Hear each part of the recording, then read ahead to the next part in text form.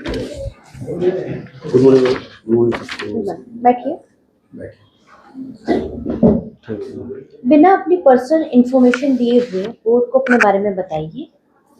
Sir मैं रंजीत कुमार 10वीं class 2004 में पास किया था। उसके बाद 2010 में डिप्लोमा पास करने के बाद 2012 से दामोदर फील्ड कॉर्पोरेशन में जूनियर इंजीनियर के पद पर कार्यरत हूँ। किस पोस्ट पे आप कार्यरत हैं? Junior engineer. जी। तो आप ऑलरेडी सर्विस में है तो आप एमबीआई में क्यों आना चाहते हैं? मैम एक्चुअली मैं सबसे पहला तो कि घर के नज़दीक आने के लिए, और दूसरी बात है कि अब वहाँ का एक्सपीरियंस है। जैसे मैं अभी पावर प्लांट में हूँ, तो उसका एक्सपीरियंस अपने लोगों के बीच में शेयर करना चाहता हूँ। ठीक है, तो आपने कहा आप एक्सपीरियंस शेयर करना चाहते हैं। ये मुझे बताइए कि क्या आपका वहाँ पे अनुभव रहा है? मैं वहाँ पर सुपरवाइजर के तौर पर कार्य करता हूँ। तो एक तो पंचुअलिटी है वहाँ पर काम, और फिर अपने मेरे अंदर जो लोग हैं उन पर काम को देख रेख करता हूँ। तो यहाँ भी मुझे मौका मिलेगा करने का, जैसे चेकिंग के दौरान या ड्राइविंग लाइसेंस में इशू करने के लिए, या फिर टेस्टिंग, पोल्यूशन टेस्टिंग के लिए सब। ठीक है, आपने ड्राइविंग लाइसेंस की बात की। अगर किसी व्यक्ति को ड्राइविंग लाइसेंस बनाना है तो उसके पास क्या क्या डॉक्यूमेंट्स होने चाहिए? सबसे पहले मैम उसको लर्नर लाइसेंस होना चाहिए। ओके, एक हो गया लर्नर लाइसेंस, इसके अलावा? और एक वैलिड आइडेंटिटी कार्ड। ओके, और अभी मेडिकल सर्टिफिकेट भी होना चाहिए। ठीक है। आपके हिसाब से अकॉर्डिंग 3 चीज़ें होनी चाहिए और फोटो लगेगा, फोटो लगेगा। हाँ, फ़ोटो लगेगा। ठीक है। अगर मान लीजिए कि उसके पास कोई भी डॉक्यूमेंट नहीं है, मतलब कोई भी वैलिड डॉक्यूमेंट नहीं है गवर्नमेंट द्वारा इश्यू, जैसे Aadhaar card, voter ID card, passport, ये सब नहीं है, राशन कार्ड, तो क्या वैसे व्यक्ति का ड्राइविंग लाइसेंस बन सकता है? चलिए मैं सिंपली कर दी, क्या वैसे व्यक्ति का आप लर्निंग लाइसेंस बना सकते हो? मैं थोड़ा सिंप्लीफाई कर दी। मैम एक्चुअली उसमें डेट ऑफ बर्थ के लिए वो मैट्रिक मार्कशीट से। नहीं, मैट्रिक मार्कशीट है लेकिन बाकी उसके पास डॉक्यूमेंट नहीं है, क्या बन सकता है? सॉरी, इस पर मुझे एफिडेविट के थ्रू। Thank you. ठीक है। ये मुझे बताइए कि आपने कहा कि आप अपने घर के पास रह के कार्य करना चाहते हैं, लेकिन आपको तो मालूम है कि पोस्टिंग तो आपको कहीं पे भी दे सकता है। जी और अगर आप झारखंड में पोस्टेड हैं तो आपके घर से ज़्यादा दूर तो है नहीं। बंगाल में हूँ मैं। अच्छा, बंगाल में है तो घर से तब भी ज़्यादा दूर नहीं है, बंगाल बिहार तो पास में है। जी। ये मुझे बताइए कि किसी भी गाड़ी में, ठीक है, पेट्रोल की है, डीजल की है, ये पता कैसे चल सकता है? उसका कंबसन के प्रोसेस के थ्रू। कंबशन के थ्रू। पेट्रोल इंजन में कार्बोरेटर लगा रहता है, और उसमें कार्बोरेटर लगाता है पेट्रोल इंजन में, और वो फ्यूल उसमें एयर और फ्यूल को मिक्स करके सक्शन के दौरान उसको कर देते हैं, कंप्रेशन करके। और उस डीजल इंजन में फ्यूल इंजेक्टर लगा रहता है। ठीक है, आप कार्बोरेटर के बारे में बात की, कार्बोरेटर का रोल क्या है? कार्बोरेटर में एयर और फ्यूल के मिक्सचर को पहले तो प्रोपने एक सही पोर्शन में उसमें ले जाता है, और उसके बाद उसको एटोमाइज करता है, फाइन करके उसको मिक्स करके, और तब उस चैम्बर में उसको ले जाता है। ठीक है। अब जैसे ठंड का टाइम है और अगर हिली एरिया में मुझे जाना है तो मुझे कौन सा व्हीकल ज़्यादा मेरे लिए सुटेबल होगा? मैं 3 ऑप्शन दे रही हूँ आपको, पेट्रोल, डीजल और इलेक्ट्रिक व्हीकल। इन तीनों में से सुटेबल कौन सा होगा हिली एरियाज के लिए? हिली एरिया में ma'am petrol engine. Are you sure petrol engine hilly areas के लिए सही होगा? तो मुझे इसमें ठीक से आइडिया नहीं। अच्छा, ये मुझे बताइए कि कभी हम लोग टायर की हवा बढ़वा देते हैं तो कभी हम लोग टायर की हवा घटवा देते हैं, करते हैं अकॉर्डिंग टू द सीजन। तो ये मुझे बताइए कि ठंड के सीजन में हम हवा टायर में बढ़वाते हैं या कम करवाते हैं, और क्यों ऐसा करते हैं?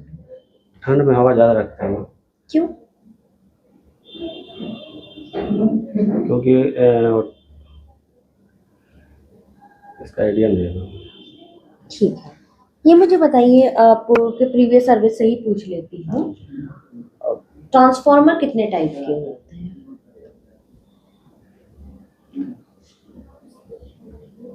बेसिकली सर मैकेनिकल का हूँ, मुझे इसमें उतना आइडिया नहीं है।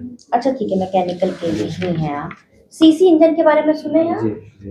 क्या होता है CC engine? CC working capacity को बताता है किसी भी इंजन का, कि उसका कितना क्यूबिक सेंटीमीटर उसका कैपेसिटी है। ठीक है, एक नॉर्मल कार में क्या होगा? अगर नॉर्मल मैं कार में ऑल्टो की बात करती हूँ, लगभग ऑल्टो की बात करती हूँ। 1197 या कुछ इस तरह। ठीक है। हैवी व्हीकल्स का नाम आपने सुना है? जी मैम। हैवी व्हीकल्स क्या होते हैं और किस तरह से ये डिफरेंट है लाइट व्हीकल्स से, और किस तरह से हम लोग उसको हैवी और लाइट कह रहे हैं? इसको वेट के हिसाब से, ग्रॉस वेट के हिसाब से इसको अलग करते हैं। हैवी व्हीकल 1200 टन से अगर ज़्यादा उसका ग्रॉस वेट है तो उसको हैवी व्हीकल के रूप में जाना जाता है। और लाइट व्हीकल में? लाइट व्हीकल में 3.5 टन से कम होता है। 3.5 टन से कम। ये मुझे बताइए, आपने ग्रॉस वेट की बात की, कि ग्रॉस वेट में क्या आता है? किसी व्हीकल का ग्रॉस वेट क्या होता है? ग्रॉस वेट में मैक्सिमम जो लडेन वेट और जो गाड़ी का वेट है, ऑन वेट है उसका, चेचिस का और इसमें मिलाता है जो। ठीक है।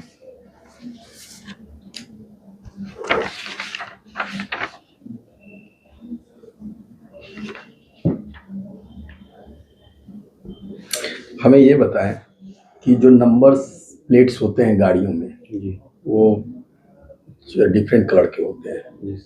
येलो कलर के होते हैं, वाइट कलर के होते हैं, ग्रीन कलर के, उसके बारे में कुछ बता सकते हैं? नंबर प्लेट्स इस डिफरेंट कलर के क्यों होते हैं?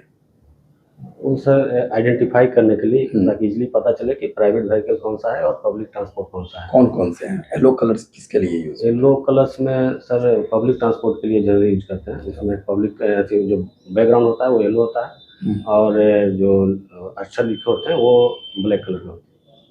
और वाइट? और वाइट प्राइवेट ट्रांसपोर्ट के लिए, प्राइवेट कार के लिए यूज करते हैं। और green colour? Green sir electric motor vehicle के। हमें ये बताएं कि आप देखे होंगे बहुत सारी गाड़ियों में जो 100 सीसी होता है, बाइक में भी देखो 100 सीसी होता है, 125 सीसी होता है ना, कहीं 10 सीसी होता है। ये सीसी होता क्या है? कुछ बता सकते हैं इसके बारे में? क्या डिफरेंसेस होते हैं? सर सीसी जो इंजन से जो रिलेटेड होता है, क्या होता है? इंजन सिलेंडर का जो वर्किंग स्ट्रोक जितना कैपेसिटी है उसको सीसी कहते हैं। वो उसको मापते हैं कि कितना क्यूबिक सेंटीमीटर इसका कैपेसिटी है, उस हिसाब से उसको। कैसी कैपेसिटी सर? वर्किंग स्ट्रोक जो सर, अगर उसमें मैक्सिमम कितना एयर कंप्रेस कर सकता है, जब स्ट्रोक उसको सक्शन कर रहा है तो कितना हवा लेगा, और उसके बाद मैक्सिमम जो कैपेसिटी है। अच्छा, अभी पहले की गाड़ियों में जो है 4 गियर्स होते थे, है ना? बाइक वगैरह में देख, बाइक में, मोटरसाइकिल्स में 4 गियर्स होते हैं, अभी 5 गियर्स आ रहे हैं। क्या अंतर है दोनों में? सर मुझे लगता है कि उसमें स्पीड बढ़ाने के लिए लगाया जाए, तो गियर बढ़ाया गया। स्पीड बढ़ाने के लिए लगाते हैं सर। अच्छा, BHP का नाम सुना है? जी। कैसे मेजरमेंट करते हैं इसको?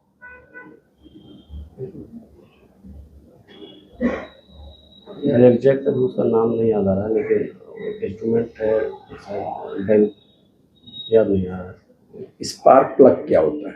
Spark plug sir petrol engine में लगा रहता है। वो जब एयर फ्यूल का मिक्सचर कंप्रेस करते हैं उस समय उसको इग्नाइट करने के लिए स्पार्क प्लग यूज करते हैं। अगर अभी हमारे यहाँ जो ट्रांसपोर्टिंग सिस्टम्स हैं, किस तरह का इम्प्रूवमेंट होना चाहिए? अगर आप MBI बनते हैं तो किस तरह की प्राथमिकता देंगे, किस तरह के इम्प्रूवमेंट का? सबसे तो पहले सर कि अभी ऐसा इंजन हो जिसमें कि पोल्यूशन कम करे, क्योंकि अभी पोल्यूशन को लेकर ही सबसे बड़ा इशू है एनवायरमेंटल का। और उससे भी बड़ा कि इलेक्ट्रिक व्हीकल को प्रमोट किया जाए। इलेक्ट्रिक व्हीकल को क्यों प्रमोट किया जाए? कारण क्या है, रीज़न क्या है?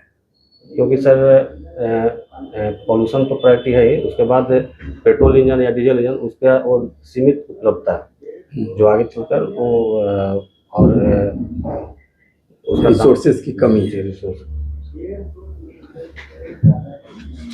चलिए ठीक है। अभी जो है हमारे यहाँ एक स्पीकर अपॉइंट हुए हैं लेजिस्लेटिव असेंबली में, आप बता सकते हैं उनका नाम? Who is the appointed as new speaker of legislative assembly? जी क्या नाम है? माननीय श्री प्रेम कुमार महोदय।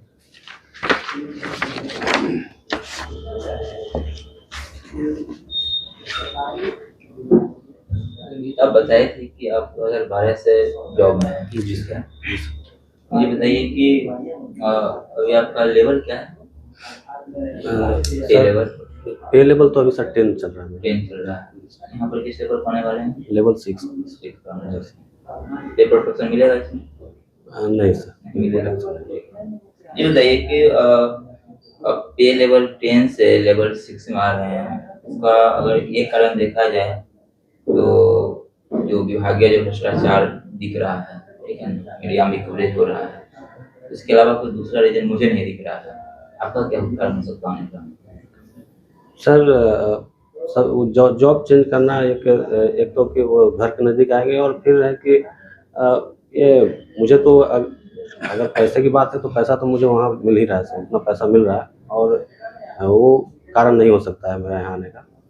और मैं अब आकर अपने लोगों के बीच में काम करना चाहता हूँ अपने आसपास। तो आप चाहते हैं कि अपने बिहार के लोगों के साथ मिलकर काम करें। ये बताइए कि बिहार के लोगों का क्या एम्बिशन है, कितने महत्वाकांक्षी हमारे बिहार के लोग हैं? सॉरी सर, किस टाइप से? किसी भी टाइप से, किसी भी फील्ड में हो सकता है। यदि आपसे पूछा जाए कि आप कितना महत्वाकांक्षी हैं, ठीक है, तो आप क्या बताएंगे?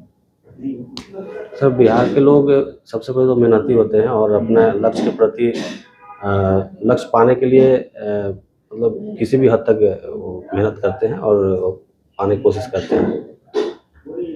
जैसे तो जैसे आप, हम ये जानना चाह रहे हैं, जैसे आप कह रहे हैं कि बिहार के लोगों के साथ मुझे काम करना है, क्योंकि आप उतने पे लेवल को छोड़ कर यहाँ आ रहे हैं कम पे लेवल में, जी सर।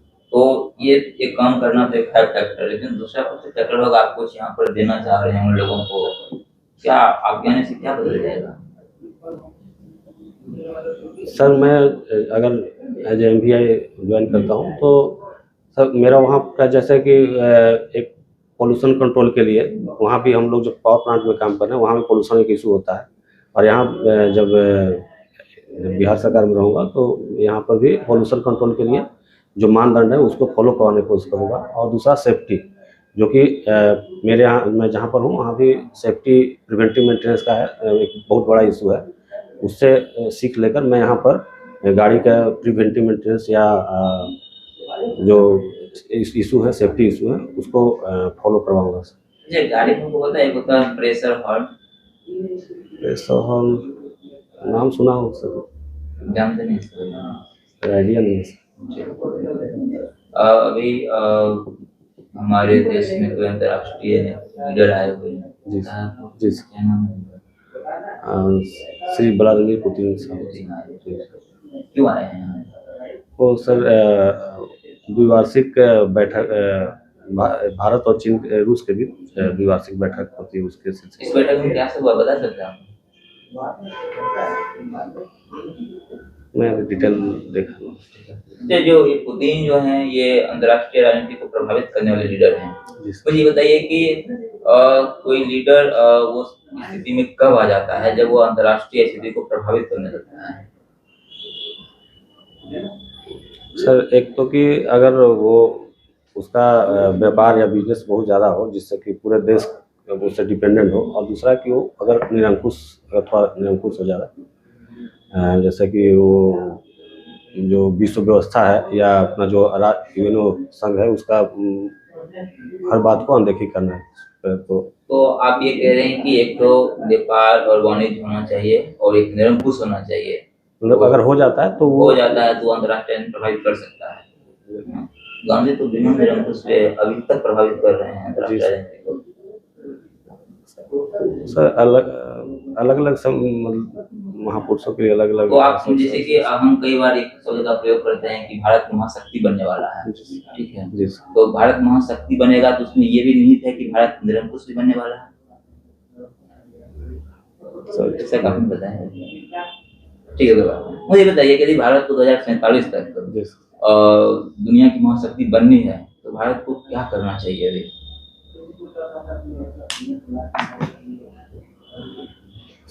सबसे पहले तो सर अपना जो विश्व व्यापार है वो सभी देशों के साथ वो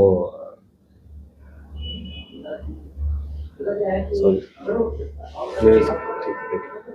SIR नाम सुने होंगे? जी सर। बहुत दिन से चल जी रहा है। अभी भी हो रहा है देश में कई अलग अलग राज्यों में।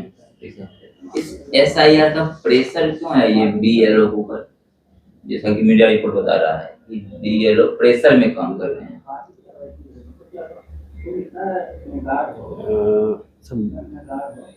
ये भी लोग सबसे पहला तो कि सर अगर संख्या कम है,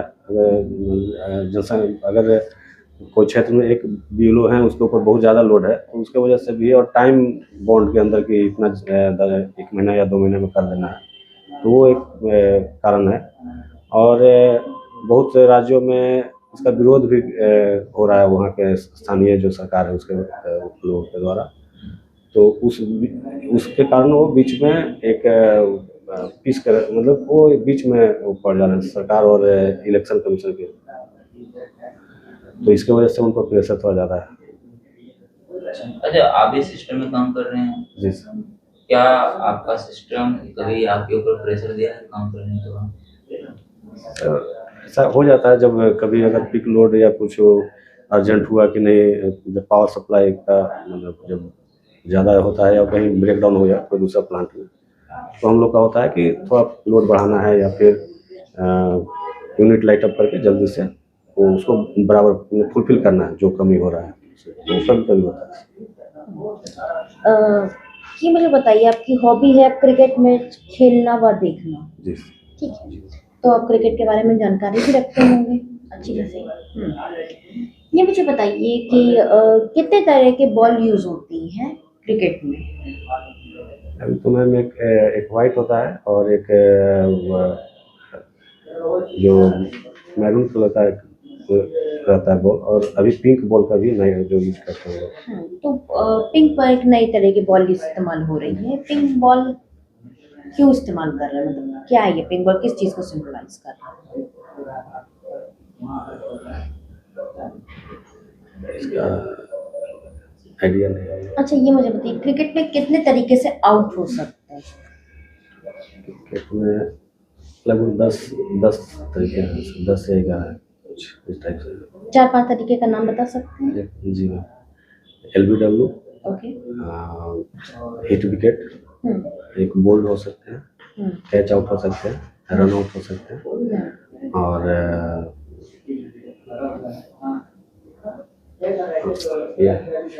अच्छा, ये मुझे बताइए क्रिकेट टीम का कैप्टन कौन है? इंडियन क्रिकेट टीम का कैप्टन कौन है?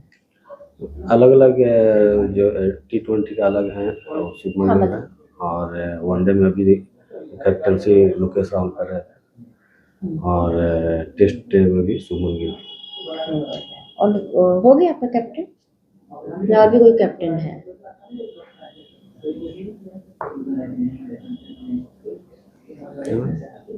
मतलब कैप्टन के सारे नाम ले लिए, कोई और कैप्टन बचा है? जी, महिला टीम में भी अलग, महिला टीम में भी है। अच्छा, मेरा अंतिम प्रश्न है आपसे कि आप मैकेनिकल बैकग्राउंड के हैं और आपने बीटेक किया मैकेनिकल, तो एमबीआई के रूप में आप मैकेनिकल इंजीनियरिंग में जो भी आपने पढ़ाई की है, ठीक है, उसको किस तरह से इस्तेमाल करेंगे? आप इसको कितना फिट मानते हैं कि आपने मैकेनिकल इंजीनियरिंग की है इसलिए आप इस पोस्ट के लिए एमबीआई के लिए फिट हैं? मैम, एमबीआई के लिए तो पहले तो एलिजिबिलिटी है मैकेनिकल इंजीनियरिंग ऑटोमोबाइल है, और ये इसमें जो एज ए एमबीआई उसका काम है पोल्यूशन टेस्टिंग या फिटनेस टेस्टिंग का, तो वो हमारा जो मशीन है मैकेनिकल में सॉरी वो उससे रिलेटेड है, मतलब कहीं ना कहीं डायरेक्टली या इनडायरेक्टली उससे रिलेटेड है, तो वो इसलिए वो जो एक्सपीरियंस मैं अभी तक जो लिया हूँ या फिर जो कर रहा हूँ वो यहाँ भी उसका इस्तेमाल कर रहा हूँ। ठीक है, आप इंटरव्यू समाप्त। Thank you. आ जाइए, ठीक है, आ जाइए फीडबैक।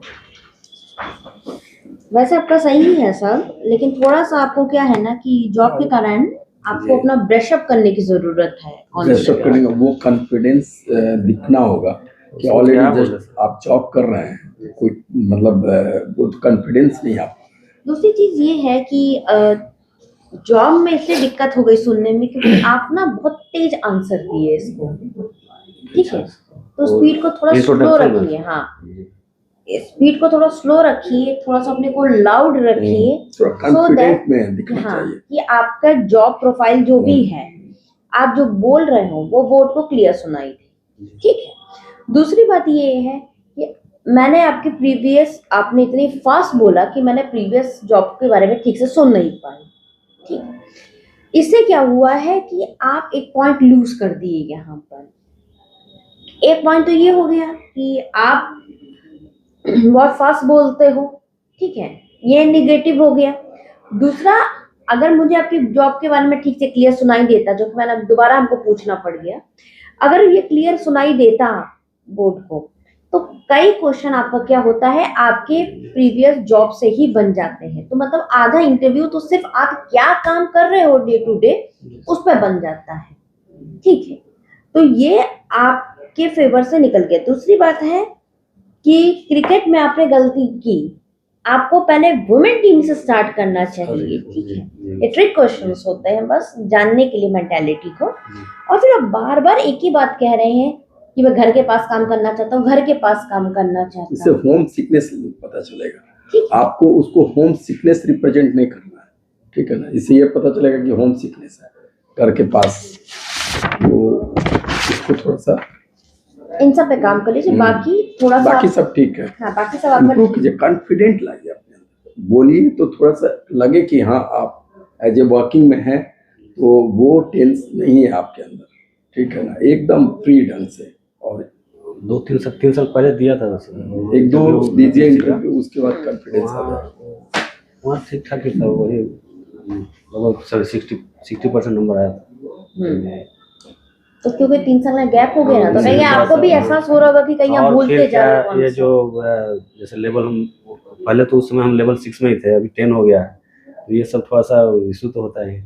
हम्म, तो इसको क्या बोलेंगे कि वो लेवल नहीं बताएं, क्योंकि वहाँ तो कुछ नहीं, क्योंकि एक्चुअली मैम हम लोग का जब प्रमोशन नहीं हुआ है, पूछे तो जाते level हैं बढ़ा। तब बोलते हैं। मतलब फाइनेंशियल केवल वो हुआ है, प्रमोशनल नहीं। तो देखिए, जब तक जो चीज नहीं पूछी जाए ना उसका आंसर नहीं आंसर देना। नहीं दीजिए। अगर या वो फिर उसको- पूछेंगे तब बताना है आपके किस लेवल पर है, ठीक है। ऐसे भी ये तो हम लोग का वो यहाँ इंटरव्यू में मतलब उसमें वो लगेगा नहीं, एक्सपीरियंस नहीं हम लोग का मान्य नहीं है, तो हाँ, तो नहीं बोल एक्सपीरियंस सकते। मायने नहीं है तो वो अलग बात है। लेकिन क्या होता है कि कभी कभी वो पूछ लेता है कि जैसे क्योंकि आपका गैप लंबा है, जी। तो आप गैप में कर क्या रहे थे, 2015 से 2025 हो गया, वो 25 भी समाप्त हो गया है, तो एक सवाल बन जाता है कि इन 10 सालों में आपने क्या किया। अब आप 10 साल में ये तो नहीं कहेंगे कि मैं सिर्फ पढ़ाई कर रहा था, क्योंकि आप एक इंजीनियरिंग स्टूडेंट हैं, ठीक है। तो टेक्निकल ब्रांच का इतना लंबा गैप जो होता है ना, वो क्वेश्चनेबल होता है। तो वहां पे आपको बताना है कि हाँ भाई, मैं यहाँ पे ऐसा काम कर रहा हूँ सर, हाँ। तब फिर वो आपके जॉब से पूछेंगे आपका काम क्या है, क्यों आप यहाँ पे डिटेल्स आना तब उसके बाद चाहते में हैं, आप बताइए। तब फिर आप अपना बताइए, ठीक है। ठीक। वो गैप को फिल करने के लिए आपको जॉब बोलना पड़ेगा, तो उसके लिए भी मेंटली प्रिपेयर है। अब जैसे ट्रांसफार्मर, क्योंकि आप पावर सेक्टर में थे, मैंने ट्रांसफार्मर पूछ लिए, तो आपने बोले कि मैकेनिकल से पूछिए, हम नहीं बताएंगे। ट्रांसफार्मर तो जान लीजिए ना, स्टेप अप होता है, स्टेप डाउन होता है, ट्रांसफार्मर में क्या प्रिंसिपल लगता है, पावर लॉस क्या होता है, पावर ग्रिड्स कैसे काम करते हैं। तो ये 2-4 जो क्वेश्चंस होते हैं ना, वो आप स्किप नहीं कर सकते हो, क्योंकि ये तो क्लास 12th का चीज है। और ऐसे बहुत दिन से हैं तो हाँ, तो वही मैंने आपको कहा कि कॉन्सेप्ट ब्रश अप कर लीजिए, अभी टाइम है ना, तो थोड़ा सा अपना रिवाइज करते रहिए, बाकी आपका सब अच्छा है।